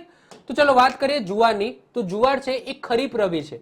હવે જ્યારે આ રીતના બે લખેલું હોય એટલે સમજી લેવાનું કે આ ખરીફ એટલે કે ઉત્તર ભારતની અંદર ચોમાસામાં જુવારનો પાક લેવામાં આવે છે, જ્યારે દક્ષિણ ભારતની અંદર શિયાળામાં જુવારનો પાક લેવામાં આવે છે. કારણ કે તમને ખબર જ છે, મેં આબોહવાનો ટોપિક ચલાવેલો છે, તો તમને ખબર જ છે કેટલો ડિફરન્સ હોય છે, કેટલો ડિફરન્સ હોય છે ઉત્તર ભારત અને દક્ષિણ ભારતની અંદર. તો આટલો ડિફરન્સ હોય છે એના કારણે ખરીફ પાક એટલે કે ઉત્તર ભારતની અંદર ચોમાસુ પાક તરીકે જુવારને લેવામાં આવે છે, જ્યારે દક્ષિણ ભારતની અંદર શિયાળુ પાક તરીકે જુવારને લેવામાં આવે છે.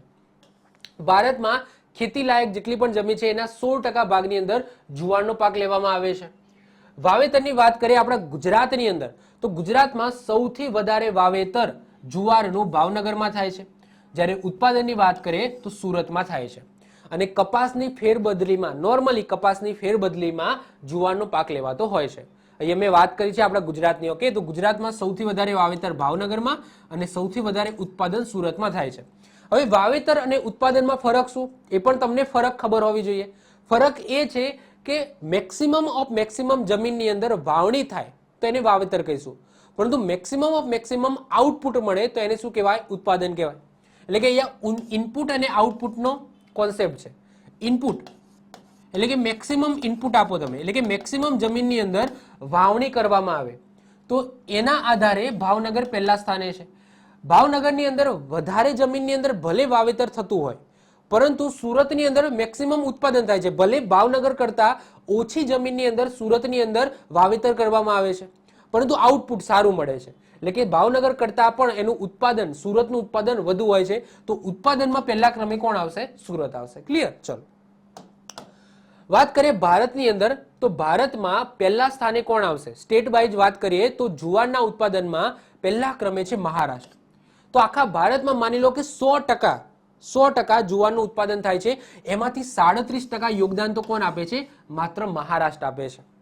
વાવેતરમાં પ્રથમ યુપી છે, વાવેતરની અંદર યુપી છે, જ્યારે ઉત્પાદનની અંદર મહારાષ્ટ્ર છે. આપણે તે આઉટપુટથી મતલબ રાખવાનો કે સૌથી વધારે આઉટપુટ એટલે કે સૌથી વધારે ઉત્પાદન કોણ કરે છે? મહારાષ્ટ્ર કરે છે. પરંતુ એરિયા વાઇઝ વાત કરીએ કે મેક્સિમમ જમીનની અંદર એનું વાવેતર થતું હોય તો એમાં યુપી છે. એની 75% જમીનની અંદર 75% જે જમીન છે એની અંદર જુવારનું વાવેતર કરવામાં આવે છે, પરંતુ એનું ઉત્પાદન બહુ ઓછા પ્રમાણમાં થાય છે. ભારત, યુએસએ, નાઇજીરિયા પછી ત્રીજા ક્રમે આવે છે. તો વર્લ્ડની અંદર વાત કરીએ તો યુએસએ પહેલા ક્રમે છે જુવારના ઉત્પાદનમાં, બીજા નંબરે નાઇજીરિયા છે અને ત્રીજા નંબરે આપણું ભારત છે.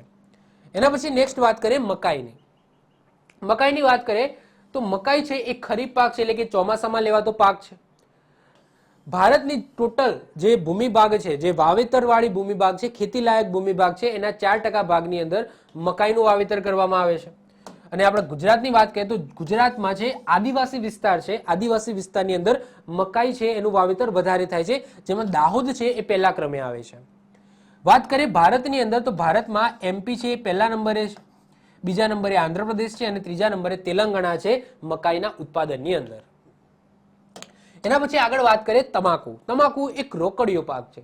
તમાકુની વાત કરીએ તો એને કેવી જમીન જોઈએ? તો ઉષ્ણ ખરીફ જમીન જોઈએ. ધેટ્સ મીન્સ કે શું કે જસ્ટ ઉનાળો પૂરો થયો હોય, ચોમાસાની જસ્ટ શરૂઆત થવાની હોય, એ સમય બેસ્ટ છે તમાકુના પાક માટે.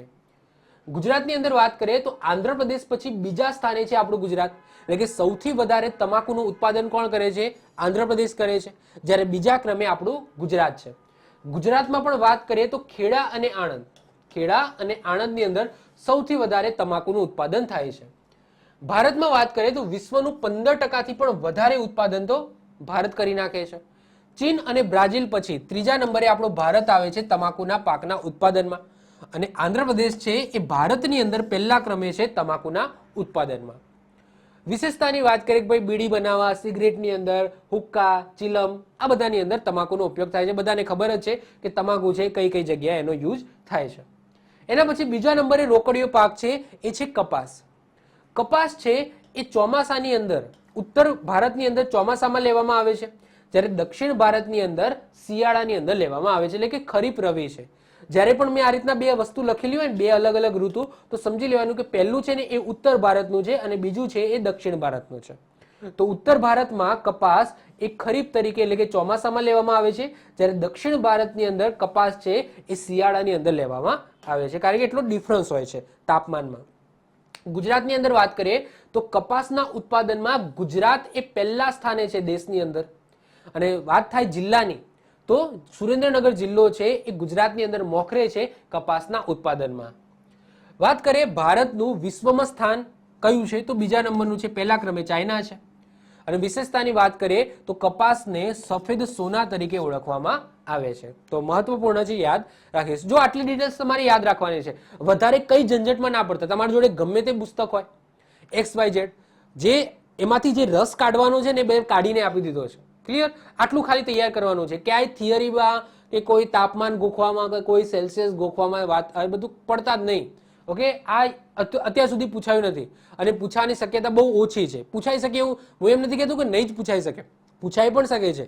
ક્લિયર? પરંતુ બહુ નહિવત પ્રમાણમાં છે. અને તમે બધા ધાન્યોના કઈ રીતના ડેટા ગોખશો કે ભાઈ આ ધાન્યને આટલા સેલ્સિયસ સમજી લો કે તાપમાન જોઈએ છે, આટલા સેન્ટીમીટર વરસાદ જોઈએ છે, એવું તમે એટલું બધું ના ગોખી શકો. ક્લિયર? અને પૂછાતું નથી. તો આપ જે મેન ડેટા છે એ તમારે કરી દેવાના છે. નેક્સ્ટ વાત કરીએ મગફળી. મગફળી એક ખરીફ રવિ છે, એટલે કે ઉત્તર ભારતની અંદર ચોમાસામાં લેવામાં આવે છે, દક્ષિણ ભારતમાં શિયાળામાં લેવામાં આવે છે. ગુજરાતમાં વાત કરીએ તો ગુજરાત છે દેશની અંદર પહેલું સ્થાન ધરાવે છે મગફળીના ઉત્પાદનની અંદર.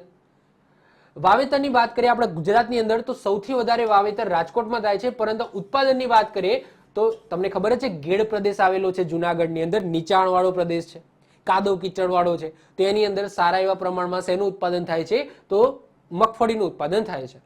તો જુનાગઢ છે એ પહેલા ક્રમે છે મગફળીના ઉત્પાદનની અંદર, જ્યારે વાવેતરની અંદર વાત કરીએ તો રાજકોટ છે એ પહેલા ક્રમે છે. ભારતની વાત કરીએ વર્લ્ડની અંદર તો વિશ્વમાં ભારત એ ચીન પછી બીજા ક્રમે છે મગફળીના ઉત્પાદનની અંદર. વિશેષતાની વાત કરીએ તો મુખ્ય તેલીબિયા છે, 50% તેલીબિયા હિસ્સો છે. ધેટ્સ મીન્સ કે શું? ધેટ્સ મીન્સ કે સમજી લો કે ભારતની અંદર 100% તેલીબિયાનું ઉત્પાદન કરવામાં આવે છે, 100%. તો એમાં 50% કોનું વાવેતર કરવામાં આવે છે તો મગફળીનું વાવેતર કરવામાં આવે છે. એટલે કે તેલીબિયાના 100% જે પાકો થાય છે એમાં 50% પાક તો કયો છે? મગફળી છે. એના 50%ની અંદર બીજા તેલીબિયા આવશે. ક્લિયર? તો 50% તેલીબિયા હિસ્સો છે મગફળીનો, કારણ કે મગફળીમાંથી સારા એવા પ્રમાણમાં તેલ પણ મળી આવે છે. જો કે મોંઘું પણ હોય છે, 3,000 હજારનો ડબ્બો મળે છે મગફળીનો, સિંગ તેલનો. તો મગફળીનો પાક જમીનમાં નાઇટ્રોજન વધારે છે, આ પણ મહત્વપૂર્ણ છે. આ એક એવો પાક તમે કહી શકો, સારો એવો પાક કહી શકો જે શું કરશે? જમીનની ફળદ્રુપતા વધારશે. નાઇટ્રોજન છે, નાઇટ્રોજનનું પ્રમાણ વધારે કરે છે જ્યારે એનો પાક લેવામાં આવે છે ત્યારે. તો એક સરસ મજાનો પાક કહી શકાય. એના પછી નેક્સ્ટ છે તેલીબિયા, એ છે તલ. તલ એ પણ ઉત્તર ભારતની અંદર ચોમાસાની અંદર લેવામાં આવે છે, દક્ષિણ ભારતમાં શિયાળામાં લેવામાં આવે છે. ગુજરાત એ દેશમાં પહેલું સ્થાન ધરાવે છે તલના ઉત્પાદનની અંદર પણ. મગફળીની અંદર પણ પહેલું સ્થાન ધરાવે છે ગુજરાત, અને તલની અંદર પણ ગુજરાત છે એ દેશમાં પહેલું સ્થાન ધરાવે છે. અને સૌથી વધારે તલ કયા જિલ્લાની અંદર થાય છે તો એમાં આવશે બીકે, બનાસકાંઠા. વિશ્વમાં ભારત છે એ તલના ઉત્પાદનમાં પહેલું સ્થાન ધરાવે છે, વર્લ્ડની અંદર પણ પહેલું સ્થાન ધરાવે છે. અને પૂછાય કે સ્ટેટ વાઇઝ પૂછાય કે સૌથી વધારે કયું થાય છે તો ઓબ્વિયસલી શું આવશે? આપણું ગુજરાત આવશે. અહીંયા મહારાષ્ટ્ર ક્યાંથી આવી ગયું? ગુજરાત આવશે. ઓકે. એના પછી મહારાષ્ટ્ર અને તામિલનાડુની અંદર પણ તલનું વાવેતર થાય છે, પરંતુ ગુજરાત છે એ પહેલા ક્રમે છે. 45 થી લઈને 50% તેલ હોય છે જે રસોઈ કે દવા બનાવવામાં ઉપયોગ થાય છે. હવે આ શું લખેલું છે કે તલ છે ને એ તલ છે એની અંદર 45 થી લઈને 50% તલ હોય છે, અને એના સિવાય બાકી શું હોય છે? ફોતરા હોય છે. મતલબ કે આ સમજી લો એક તલનો દાણો છે અને આ મગફળીનો દાણો છે. ઓકે, મગફળીનો દાણો છે અને આ તલ બહુ મોટો બનાવી દીધો, પણ માની લો કે આ તલ છે. તો આ મગફળીના દાણામાંથી ઓબ્વિયસલી 45-50% તેલ નથી નીકળવાનું. વધારે શું હશે? અશુદ્ધિઓ હશે. એક તેલ તમે કાઢો તો એટલું બધું તેલ નથી નીકળવાનું. જ્યારે તલ છે, આ તલની અંદર તમે જુઓ કે એની અંદર 45 થી મેક્સિમમ એની અંદર તેલ જ ભરેલું હોય છે. તો 45 થી લઈને 50% એની અંદર તેલ હોય છે, બાકીની બધી અશુદ્ધિ હોય છે. અશુદ્ધિ ધેટ મીન્સ કે એના ફૂતરા કહી શકો, એની અંદર જે પણ હોય કચરો એ પણ. ક્લિયર? તો એ રીતના અહીંયા લખેલું છે. ઓકે, નેક્સ્ટ વાત કરીએ રાગી, જેને નાગલીના નામે પણ ઓળખવામાં આવે છે. ગુજરાતની ભૂગોળની અંદર પણ મેં આ વસ્તુ ડિસ્કસ કરી હતી. રાગી છે એ ખરીફ પાક છે, એટલે કે ચોમાસામાં લેવાતો પાક છે. ગુજરાતની અંદર વાત કરીએ તો ડાંગ અને વલસાડની અંદર રાગી એનું ઉત્પાદન સારું થાય છે. ભારતની અંદર વાત કરીએ તો કર્ણાટક મોખરે છે રાગીના ઉત્પાદનની અંદર, બીજા નંબરે છે ઉત્તરાખંડ. રાગીની ઘણી બધી વિશેષતાઓ છે અને ઘણા બધા ફાયદાઓ પણ છે. જેમ કે અંગ્રેજીમાં ફિંગર મિલેટ કે આફ્રિકન મિલેટ તરીકે ઓળખાય છે, અને ગુજરાતીમાં બાટવા. ઓકે, 3 શબ્દો: ફિંગર મિલેટ, આફ્રિકન મિલેટ અને ગુજરાતમાં બાટવાના નામથી પણ ઓળખાય છે. પ્રોટીન, ખનિજ તત્વ અને વિટામિનનું ભરપૂર પ્રમાણ હોય છે રાગીની અંદર. આની અંદર રેસાની માત્રા વધારે હોવાથી ડાયાબિટીસ અને હૃદય રોગ માટે પણ ખૂબ જ લાભદાયક હોય છે આ રાગી. તો રાગી છે એ બહુ, એની અંદર ન્યુટ્રિશન વધારે હોય છે, વિટામિન્સ વધારે હોય છે, ખનિજ તત્વો છે એ વધારે હોય છે. તો એક સરસ મજાનું ધાન્ય છે જે આપણા ગુજરાતની અંદર સૌથી વધારે ડાંગ અને વલસાડની અંદર થાય છે, અને ભારતના પોઈન્ટ ઓફ વ્યૂથી જોઈએ તો સૌથી વધારે કર્ણાટક સ્ટેટની અંદર રાગીનું ઉત્પાદન થાય છે. એના પછી નેક્સ્ટ વાત કરીએ શેરડી. શેરડીની વાત કરીએ તો ઉષ્ણ ખરીફ પાક છે, એટલે કે આ સમય બેસ્ટ છે.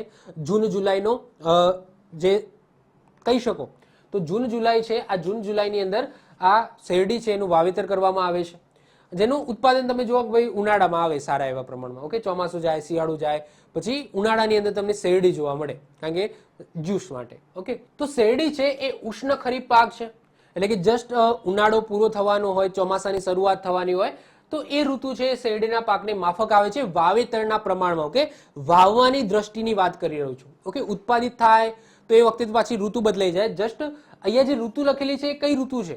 વાવણી માટેની ઋતુ છે. ગુજરાતની અંદર વાત કરીએ તો સુરત, નવસારી અને વલસાડ છે એ મોખરે છે શેરડીના ઉત્પાદનની અંદર. એમાં સૌથી વધારે સુરતની અંદર સૌથી સારા પ્રમાણમાં શેરડી થાય છે. હવે ભારતના ઉત્પાદનની અંદર વાત કરીએ તો ભારતમાં દુનિયામાં સૌથી વધારે જો વાવેતર થતું હોય તો આપણા ભારતની અંદર થાય છે, પરંતુ ઉત્પાદનની અંદર વાત કરીએ તો બ્રાઝિલ પછી બીજા ક્રમે છે. એટલે કે ભારત દેશની અંદર મેક્સિમમ જમીનની અંદર મોટા ભાગની જમીનમાં શેનું વાવેતર કરવામાં આવે છે? તો શેરડીનું વાવેતર કરવામાં આવે છે. પરંતુ ઉત્પાદનની અંદર વાત કરીએ તો એમાં બ્રાઝિલ પછી બીજા ક્રમે છે. બ્રાઝિલમાં ઓછી જગ્યાએ એનું વાવેતર કરવામાં આવે છે, ઓછી જમીનમાં વાવેતર કરવામાં આવે છે ભારતની કમ્પેરિઝનમાં, પરંતુ ઉત્પાદન ભારત કરતા સારું કરે છે. તો બ્રાઝિલ છે એ ઉત્પાદનની અંદર બીજા સ્થાને છે, પરંતુ વાવેતરમાં પૂછાય તો વાવેતરમાં ભારત છે એ પહેલા ક્રમે છે. એટલે કે બ્રાઝિલ કરતા વધારે જમીનની અંદર એનું વાવેતર કરવામાં આવે છે. હવે ભારતની અંદર આવી જાઓ તો ભારતની અંદર સૌથી વધારે વાવેતર કયા રાજ્યની અંદર થાય છે? યુપીની અંદર. પરંતુ ઉત્પાદનની વાત થાય, કારણ કે ઉત્પાદન છે મુખ્ય છે, ઉત્પાદનની અંદર વાત થાય તો સૌથી વધારે ઉત્પાદન મહારાષ્ટ્રની અંદર થાય છે. અને તમે જોશો કે મહારાષ્ટ્રની અંદર જ સૌથી વધારે શેરડી પણ તમને જોવા મળશે. તમે મતલબ કે ઉનાળામાં તમે જશો ને તો ત્યાં તમને ગન્ને કા જ્યુસ ઓકે તમને વધારે જોવા મળશે. તો મહારાષ્ટ્રની અંદર સૌથી વધારે, સાથે સાથે ખાંડ છે, ખાંડ, ગોળ, આની પણ મોટી મોટી ફેક્ટરીઓ છે ને એ તમને મહારાષ્ટ્રમાં જોવા મળશે. ખાંડ અને ગોળના ઉત્પાદનની અંદર પણ ભારતની અંદર વાત કરીએ તો મહારાષ્ટ્ર એ મોખરે છે. ઓબ્વિયસલી શેરડીમાંથી જ ખાંડ અને ગોળ બનાવવામાં આવે છે. તો જ્યાં શેરડી વધારે થતી હોય તો ત્યાં ખાંડ અને ગોળના ઉદ્યોગ સ્વાભાવિક છે ત્યાં વધારે હશે. તો મહારાષ્ટ્ર છે એ પહેલા ક્રમે આવે છે, આ યાદ રાખીશું. શેરડીમાંથી જ ખાંડ, ગોળ અને ઇથેનોલ બનાવવામાં આવે છે. નેક્સ્ટ આવે છે તેલીબિયા, એ છે એરંડો. એરંડો એ ઉત્તર ભારતની અંદર ચોમાસુ પાક અને દક્ષિણ ભારતમાં શિયાળુ પાક હોય છે. સમગ્ર વિશ્વમાં ગુજરાત એ પહેલા ક્રમે છે એરંડાના ઉત્પાદનમાં. સમગ્ર વિશ્વની અંદર ગુજરાત પહેલા ક્રમે છે. અને પૂછાય કે કેટલા પર્સન્ટેજ? તો 67%. એટલે કે આખા વર્લ્ડની અંદર માની લો કે 100% એરંડાનું ઉત્પાદન થાય છે, તો એમાંથી 67% જે એરંડા છે ને એ આપણા ગુજરાતથી ગયા છે. વિચાર કરો. ઓકે, પૂછાય તો ગાંધીનગર અને મહેસાણામાં એરંડાનો પાક સારો થાય છે. ભારતની વાત કરીએ તો વિશ્વમાં પહેલા સ્થાને જે દેખાય જ છે કે વિશ્વમાં 100% એરંડા આવે છે, તો એમાંથી 67% તો ગુજરાતમાંથી આવે છે. તો વિશ્વમાં પહેલું સ્થાન તો હોવાનું. અને વાત થાય ભારતની અંદર ગુજરાત કેટલું પર્સન્ટેજ યોગદાન આપે છે? તો 80%. વિશ્વની અંદર 67% આપે છે યોગદાન એરંડાનું. ક્લિયર? ગુજરાત. પરંતુ ભારતની અંદર વાત થાય તો ભારતમાં અમુક સ્ટેટો છે, જે ગુજરાત સિવાયના અમુક બીજા સ્ટેટો છે જે એરંડાનું ઉત્પાદન કરતા હશે, તો એ 20% હશે. અને 80% એરંડા છે એ આપણું ગુજરાત ઉત્પાદન કરે છે. તો ભારતની અંદર 80% યોગદાન આપે છે આપણું ગુજરાત એરંડાના ઉત્પાદનની અંદર.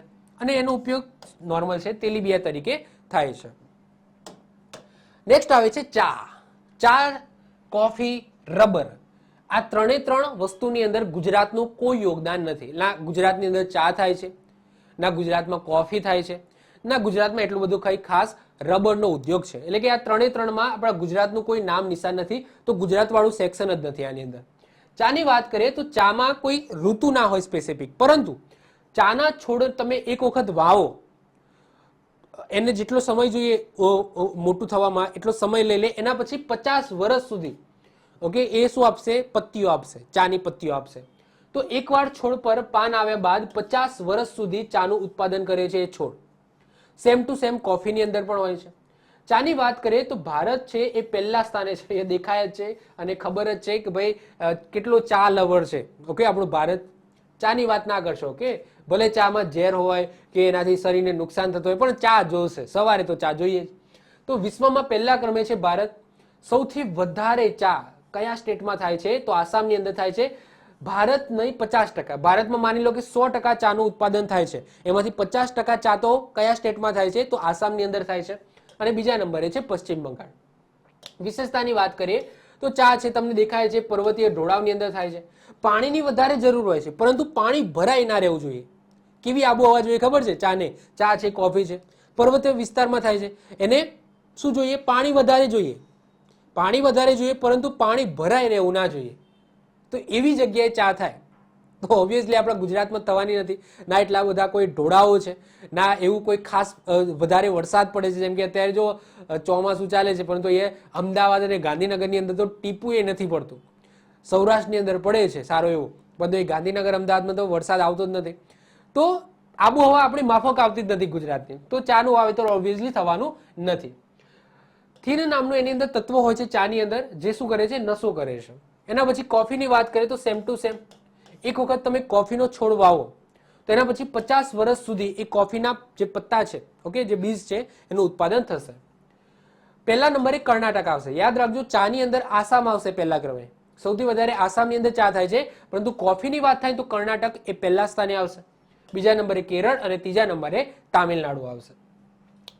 આની ખેતી પણ આ રીતના પર્વતીય ઢોળાવની અંદર થાય છે. લો કેલ્શિયમ જેવા ખનિજથી ભરપૂર હોય છે આ કોફી. ઓકે, તમે જે જીમ જતા માણસો હોય ને, તમને ખબર છે પેલા નેસ્લે છે, નેસ્લેના પડીકા ખાઈ જાય છે પ્રી વર્કઆઉટ પહેલા, એટલે કે વર્કઆઉટ કરવા જવાનું એના પહેલા જ નેસ્લેના કંઈક કોફીના આવે છે, ઓકે, એમને એમ ખાઈ જાય છે. તો એની અંદર હા, એવું નથી કે ખરાબ વસ્તુ છે, સારી વસ્તુ છે, મતલબ કે ક્યાંક ને ક્યાંક એનું સાયન્ટિફિક રીઝન છે. તો લો કેલ્શિયમ અને ખનિજથી ભરપૂર હોય છે કોફી. ઓકે, તો એવું માનવામાં આવે છે કે ચા કરતા કોફી સારી હોય છે. સારી દેટ્સ મીન્સ કે બોડી માટે સારી હોય છે. ઓકે, રબરની વાત કરીએ તો 300 થી લઈને 450 મીટર ઊંચાઈની ટેકરીઓમાં રબર છે એનું ઉત્પાદન થાય છે, એટલે કે એ ટાઈપની જમીન છે એને માફક આવે છે. વિશ્વમાં ચોથું સ્થાન ધરાવે છે રબરના ઉત્પાદનમાં ભારત. સૌથી વધારે રબરનું ઉત્પાદન ક્યાં થાય છે? કેરળની અંદર થાય છે. બીજા નંબરે તામિલનાડુ આવે છે. 204 સેન્ટીમીટરથી વધારે વરસાદ અને 32 સેલ્સિયસ જેટલું એને તાપમાન માફક આવે છે રબરના ઉત્પાદનની અંદર. તો રબરમાં પહેલા સ્થાને કયું સ્ટેટ આવશે? તો યાદ રાખજો, કેરળ આવશે. કેરળમાં સૌથી વધારે તમને રબરના ઝાડ જોવા મળશે. એના પછી નેક્સ્ટ આવે છે શણ. શણમાંથી આગળ જતા શું બને છે? દોરડું ને બધું બને છે, એટલે કે રેસા છે. શણ એટલે બીજું કઈ નહીં, વન ટાઈપ ઓફ રેસા એનું ઉત્પાદન થાય છે, અને એ રેસામાંથી પછી દોરડા ને બધી વસ્તુ બનાવવામાં આવે છે. તો શણની વાત કરીએ તો ઉષ્ણ ખરીફ ઋતુ છે એને માફક આવે છે. ભારત છે એ શણના ઉત્પાદનમાં વર્લ્ડમાં પહેલા સ્થાને છે. સૌથી વધારે શણ પશ્ચિમ બંગાળમાં થાય છે, બીજા નંબરે બિહાર અને ત્રીજા નંબરે આસામ આવશે. સૌથી પહેલું આપણે યાદ રાખીશું. શણના રેસા મજબૂત હોય છે, મુલાયમ હોય છે અને સસ્તા પણ હોય છે. જવની વાત કરીએ તો જવ છે એ રવિ પાક છે, એટલે કે શિયાળુ પાક છે, શિયાળામાં થાય છે. રાજસ્થાન છે એ પહેલા ક્રમે છે જવના ઉત્પાદનની અંદર. કહેવાય છે કે 100% જવમાંથી 40% જે જવ છે એ ક્યાંથી આવે છે? રાજસ્થાનથી આવે છે. બીજા નંબરે એમપી, ત્રીજા નંબરે હરિયાણા અને ચોથા નંબરે પંજાબ આવશે. પણ તો આપણે પહેલું યાદ રાખીશું કે રાજસ્થાન છે એ જવના ઉત્પાદનમાં પહેલા ક્રમે છે. મુખ્ય ઉપયોગની વાત કરીએ તો બિયર અને દારૂ બનાવવા માટે આનો ઉપયોગ થાય છે. ઓબ્વિયસલી જો રાજસ્થાનની અંદર પણ ખબર જ છે દારૂ સૌથી વધારે વેચાય છે. તો અહીંયા દેખાય છે ભાઈ રાજસ્થાનની અંદર જવ વધારે થાય છે અને એનો ઉપયોગ જ પછી બિયર અને દારૂ બનાવવા માટે થાય છે. નેક્સ્ટ આવે છે ચણા. ચણા છે એ રવિ પાક છે, શિયાળુ પાક છે. મધ્યપ્રદેશ એ પહેલા ક્રમે હોય છે ચણાના ઉત્પાદનની અંદર, બીજા નંબરે રાજસ્થાન, ત્રીજા નંબરે મહારાષ્ટ્ર. ચણાની વાત કરીએ તો ભારતમાં 28.28% વિસ્તારની અંદર ચણા ઉગાડવામાં આવે છે. કેટલા? 28.28. જો કઠોળની વાત કરીએ તો એમાં મેક્સિમમ શું થાય છે? ચણા થાય છે 28.28%ની અંદર. નેક્સ્ટ વાત કરીએ તુવેર દાળ. તો એ ખરીફ રવિ છે, એટલે કે ઉત્તર ભારતની અંદર ચોમાસુ પાક, દક્ષિણ ભારતની અંદર શિયાળા પાક તરીકે લેવામાં આવે છે. સૌથી વધારે તુવેર છે મહારાષ્ટ્રની અંદર થાય છે, બીજા નંબરે એમપી છે. જુવાર, બાજરી, રાગી, મકાઈ એના સાથે મિશ્ર પાક પદ્ધતિથી તુવેરનું વાવેતર કરવામાં આવે છે. મિશ્ર પાક શું છે એ આગળ આપણે જોઈ ગયા. તો અહીંયા મેં 4 ધાન્યો લખેલા છે: શણ છે, જવ છે, ચણા છે, તુવેર છે. જે કોઈ આગળ જે આપણે પાક જોઈ ગયા એટલા ખાસ ઇમ્પોર્ટન્ટ નથી, પરંતુ એની ડિટેલ્સ અહીંયા મેં લખેલી છે. અને ગુજરાતમાં આ ચારે ચારનું અંદર કોઈ એવું સ્થાન નથી, એટલે કે વધારે થતું હોય એવું કોઈ તમને જોવા નહીં મળે. ઓકે, ગુજરાતનું કોઈ સ્થાન નથી આ ચારે ચાર ધાન્યોની અંદર. ક્લિયર? ચલો, ઓકે. હવે જસ્ટ વાત કરીએ આપણે રિવિઝનની. રિવિઝન હવે આપણે સ્ટેટ બાય સ્ટેટ કરીશું કે કયા સ્ટેટમાં શું મોખરે છે, અથવા તો કયા ફળ ફળાદી છે, કયા ધાન્યો છે, કયા તેલીબિયા છે એનું ઉત્પાદન સારા પ્રમાણમાં થાય છે. ક્લિયર?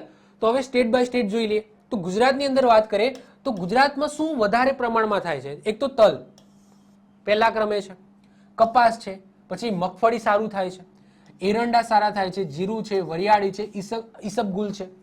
તો આ બધા જે પાકો છે ને એ ગુજરાતમાં સારા થાય છે. રાજસ્થાનની અંદર વાત કરીએ તો બાજરી છે, સરસવ છે અને મગ છે. તો સરસવ, મગ અને બાજરી એ રાજસ્થાનમાં સારી થાય છે. યુપીની વાત કરીએ તો યુપીમાં સૌથી વધારે ઘઉં થાય છે. આગળ જોઈ ગયા, ઘઉંની અંદર પહેલા ક્રમે છે. અડદ છે, શેરડી છે, કેરી છે, તેલીબિયા છે. શેરડી છે એ મહારાષ્ટ્રની અંદર પણ સારા પ્રમાણમાં થાય છે અને યાદ રાખજો યુપીની અંદર પણ સારા પ્રમાણમાં થાય છે. મહારાષ્ટ્રની અંદર પણ અહીંયા શેરડી આવશે, ઓબ્વિયસલી શેરડી તો થાય જ છે. તો શેરડી છે, ખાંડ છે, ખાંડ શેમાંથી બને? શેરડીમાંથી જ બને. દ્રાક્ષ છે, તુવેર છે, ડુંગળી છે, જુવાર છે, જે મહારાષ્ટ્રમાં સારું થાય છે. એમપીની વાત કરીએ તો ચણા અને સોયાબીન છે એ એમપીમાં સારા થાય છે. કર્ણાટકમાં વાત કરીએ તો કોફી છે, કોફીમાં પહેલા સ્થાને છે કર્ણાટક. પછી સૂર્યમુખી છે, સોપારી છે, એનું વાવેતર કર્ણાટકમાં સારું થાય છે. કેરળમાં એક જ બહુ સારું ફેમસ છે જે એક્ઝામની અંદર પૂછાય છે, એ છે રબર. રબર છે, પછી કાજુ છે અને કોકો છે, એ સારા પ્રમાણમાં થાય છે કેરળની અંદર. પંજાબમાં સારું શું થાય છે? નારંગી થાય છે. ઘઉં પણ સારા પ્રમાણમાં થાય છે. જમ્મુ કાશ્મીરમાં વાત કરીએ તો કેસર છે અને સફરજન છે, એ સૌથી વધારે જમ્મુ કાશ્મીરની અંદર થાય છે. એના પછી તામિલનાડુની વાત કરીએ તો કેળા અને નારિયેળ, જે દરિયા કિનારે થાય છે તામિલનાડુના. એના પછી આંધ્રપ્રદેશની વાત કરીએ તો મકાઈ છે, તમાકુ છે, મરચા છે, ફળો છે, હળદર છે, આ બધું આંધ્રપ્રદેશમાં થાય છે. ઓડિશાની અંદર રીંગણ સારા પ્રમાણમાં થાય છે. પશ્ચિમ બંગાળની અંદર ડાંગર છે, સણ છે, શાકભાજીઓ છે, પાઇનેપલ છે, જે પશ્ચિમ બંગાળમાં સારા પ્રમાણમાં થાય છે. બિહારની અંદર લીચી છે, એ સારા પ્રમાણમાં થાય છે. અને આસામની અંદર ચા અને વાંસ સારા પ્રમાણમાં થાય છે. તો આ જસ્ટ કોષ્ટક દ્વારા સ્ટેટ બાય સ્ટેટ એ સ્ટેટમાં કઈ વસ્તુનું ઉત્પાદન સારા પ્રમાણમાં થાય છે એ આપણે જોઈ ગયા. તો જે તમારા ટોપિક લખેલો છે તમારા સિલેબસની અંદર, તો કૃષિ અને જે પાક છે એ અહીંયા પૂરો થાય છે. તમારા સિલેબસની અંદર જો એ બંનેના પોઈન્ટ ઓફ વ્યૂથી લખેલો છે, ગુજરાત અને ભારત, તો ગુજરાત વાળો લેક્ચર પણ જોઈ લેજો, ભારત વાળો પણ લેક્ચર જોઈ લેજો. જો આ બંને લેક્ચર તમે જોઈ લીધા, તૈયાર થઈ ગયા, તો આની બહાર આઈ થિંક મને નથી લાગતું કે એટલો ડીપમાં ક્વેશ્ચન પૂછાશે જે આની બહાર જતો રહે. ક્લિયર? ઓલમોસ્ટ બધી વસ્તુ આપણે કવર કરી લીધી છે. તો આઈ હોપ સો તમને લેક્ચર ગમ્યો હશે. જો વિડીયો ગમ્યો તો વિડીયોને લાઈક કરી દો, મિત્રો સાથે શેર કરી દો. જો તમે આ ચેનલ ઉપર પહેલી વખત આવી ગયા હોય તો આવા જ વિડીયો જોવા માટે ચેનલને સબસ્ક્રાઇબ કરીને બાજુમાં બેલ આઇકન હશે એ દબાવી દો, જેથી કોઈ નવો વિડીયો અપલોડ કરું તેની નોટિફિકેશન તમને મળતી રહે અને તમારો કોઈ પણ વિડીયો મિસ ના થાય. તો મળીશું નેક્સ્ટ લેક્ચરમાં. બાય, ઓલ ધ બેસ્ટ, જય હિન્દ, જય ભારત.